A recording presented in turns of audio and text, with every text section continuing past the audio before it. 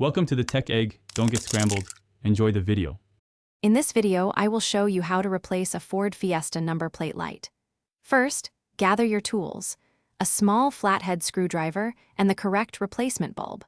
Always ensure your vehicle's ignition is completely off before starting any electrical work to prevent injury. This simple task typically takes only about 5 to 10 minutes, making it a quick and easy DIY fix for anyone. Now, let's access the light unit. You'll find the number plate light unit typically located above the rear number plate on the bumper. Carefully insert your small flathead screwdriver into the small notch on one side of the light unit.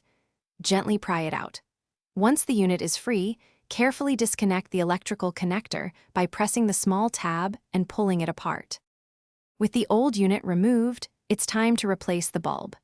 Twist the bulb holder counterclockwise to separate it from the light housing. Carefully pull out the old bulb. It might be a bit stiff.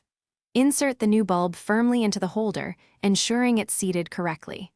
Then, reattach the bulb holder to the light housing by twisting it clockwise until it locks into place. Finally, let's reassemble and test.